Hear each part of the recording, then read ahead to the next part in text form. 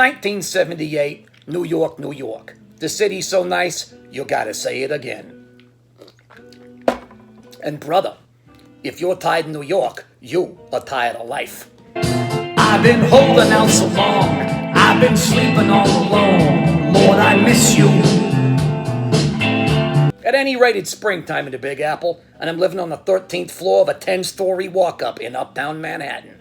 How far uptown, you ask? How about Nova Scotia? I've been hanging on the phone, I've been sleeping all alone. I wanna kiss you, like Joe Namath. So there I am, in my no bedroom in somebody else's bathroom on 125th Street.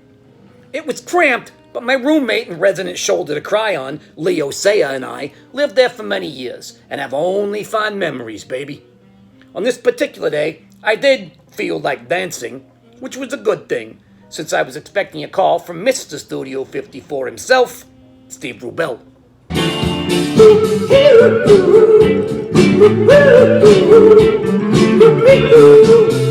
Oh, that's a good tune. The common area phone is ringing off the hook, not unlike Tony Monero's phone in Staying Alive.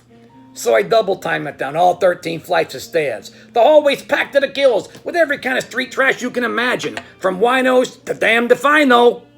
I'm pretty sure 3 of the 4 kids from Fame live in the building, so it was always hopping. One of the Fame kiddos hands me the phone and says, "Orderly, Poppy, it's for you." Oh, to be young again. Well, I've been haunted in my sleep, been starring in my dreams. Lord, I miss you. Incredibly, it is Steve Rubel, all 5'2" the guy. And he says to me, and I'm taking some vocal liberties here, artistic license, "Hi, Guy, are you coming to 54 tonight?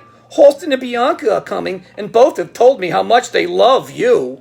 Plus, Andy called, and he says he needs you to be his new muse. I told him exactly what you told me to tell him." Get fucked, Warhol! We laughed and laughed, Guy, we laughed. So, you coming or what? I've been waiting in the hall, waiting for your call. Yeah, the phone rings. It's just some friend of mine, and he say, "What's the matter, man? We gonna come around at 12 with some Puerto Rican girls who's just dying to meet you. We gonna bring a case of wine. You know, we gonna mess around and fool around like we used to. You remember?" Cut to 2 a.m. that same night, or morning, I guess, and Mick Jagger and I are lit up like the Chrysler Building at Christmas time. We're tossing down humorous and racially charged one-liners onto the bridge and tunnel crowd as we make our way to the bathroom for another round of this and that. I start absent-mindedly humming a little tune and doing a nifty little boogie-oogie step, like this. Do-be-doo-be-doo, do-be-doo-be-doo-whoa. Stops Mick cold. He says to me, "What's that bewitching tune you got there, Guy?"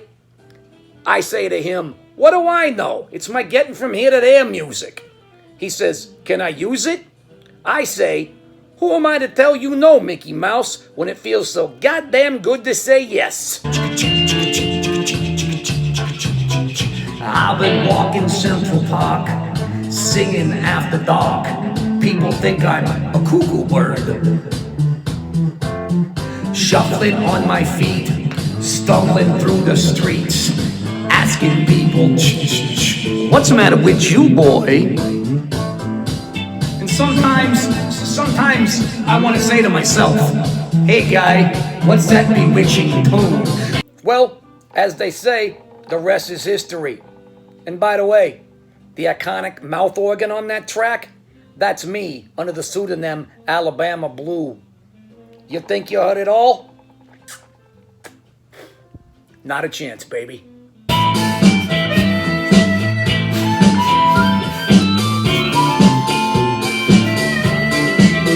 Postscript note, Mr. Andy Warhol eventually did get me to pose for him in a series of tasteful nudes he called Langostino in Repose, which was purchased by former First Lady of Canada, Margaret Trudeau, and hung for many years in Canadian Parliament.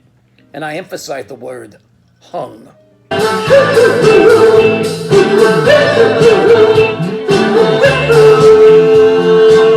I miss... Oh, And that nasty rumor about her and Fidel Castro having an affair resulting in the birth of current Canadian President Justin Trudeau couldn't be further from the truth. Justin is my son, and Fidel's just a dirty communist and a dear friend. But that is another story from the Langostino Files.